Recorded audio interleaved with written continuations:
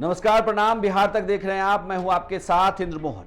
बिहार तक के exit poll में आपका स्वागत है। बिहार तक लगातार आपको 243 सीटों का एग्जिट पोल दिखा रहा है। आपको बता दूं कि बिहार विधानसभा का चुनाव 2 चरणों में हुआ। 6 तारीख को पहले चरण का मतदान हुआ और 11 तारीख को दूसरे चरण का मतदान हुआ है। तो इस मतदान में क्या नतीजे निकल कर आ रहे हैं आपकी सीट पर? बिहार चुनाव के चर्चित सीटों में से एक सीट है करगहर की सीट। करगहर की सीट इसलिए भी चर्चा में रही क्योंकि यहीं से प्रशांत किशोर आते हैं। प्रशांत किशोर की ये विधानसभा क्षेत्र है। प्रशांत किशोर खुद चुनाव लड़ने का ऐलान कर रहे थे, तो वो कह रहे थे कि करगहर से चुनाव लड़ सकते हैं, लेकिन उन्होंने वहां पर रितेश पांडे को चुनावी मैदान में उतारा। रितेश पांडे भोजपुरी सिंगर हैं, मशहूर सिंगर हैं, काफी उनकी फैन फॉलोइंग रही है, तो उन्होंने इस क्षेत्र को काफी इंटरेस्टिंग बनाया। आपको बताएं कि यहाँ उम्मीदवार कौन कौन है इस बार करगहर में। जेडीयू के वशिष्ठ सिंह हैं, संतोष मिश्र कांग्रेस के उम्मीदवार हैं, रितेश रंजन पांडे जनसुराज के उम्मीदवार हैं और बीएसपी के उम्मीदवार हैं यहाँ पर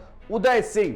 अब ये कहा जा रहा है कि सीट पर रितेश पांडे ने चुनावी मैदान में उतरकर इस मुकाबले को, जो आमने सामने की लड़ाई थी, उसे उसने त्रिकोणीय नहीं बल्कि बीएसपी के उम्मीदवार ने इसे 4 चौतरफा मुकाबला बना दिया। यानी कि करगहर की सीट पर मुकाबला बड़ा दिलचस्प है। आप ये मान के चलिए कि 11 तारीख को जब पोलिंग हो रही थी तो उस दिन भी हमें लग रहा था कि करगहर की सीट क्या प्रशांत किशोर को रिटर्न करने जा रही है, क्योंकि प्रशांत किशोर का गृह क्षेत्र है ये, यहीं से वो आते हैं, उनकी चुनाव लड़ने की चर्चा थी, इसी विधानसभा में उनका पैतृक घर भी है। लेकिन क्या प्रशांत किशोर, क्या जनसुराज यहां पर चुनाव जीत पाएगी? बिहार तक का एग्जिट पोल कहता है कि इस सीट पर 3 पार्टियों की जो लड़ाई हुई, चाहे वो एनडीए की तरफ से बात करें, वशिष्ठ सिंह जेडीयू के उम्मीदवार, संतोष मिश्र कांग्रेस और रितेश पांडे जनसुराज के, इन 3 की लड़ाई में बीएसपी के उदय सिंह चुनाव जीत सकते हैं। यानी कि इस सीट पर रितेश पांडे की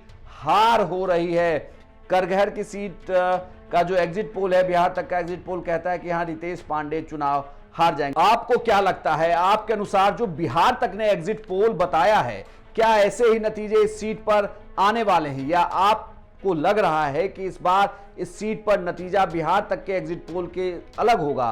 तो आप अपनी राय हमें कमेंट बॉक्स में लिखकर बताएं। साथ ही आप भी बताइए कि पूरे राज्य को लेकर, यानी कि बिहार की 243 सीटों पर एग्जिट पोल क्या कहता है? आपके अनुसार इन 243 सीटों को जोड़ा जाए तो बिहार में किसकी सरकार बन रही है?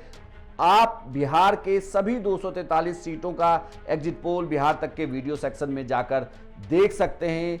यह भी आपको पता चल जाएगा कि फेज वाइज कौन कौन चुनाव जीत रहा है। साथ ही हमारे रिपोर्टर के भी एग्जिट पोल लगे हुए हैं जिले वाइज की, किस जिले में किसकी सरकार बन रही है। और 14 तारीख को सबसे तेज, सबसे पहले और सबसे सटीक नतीजे आप देख सकते हैं सिर्फ बिहार तक पर।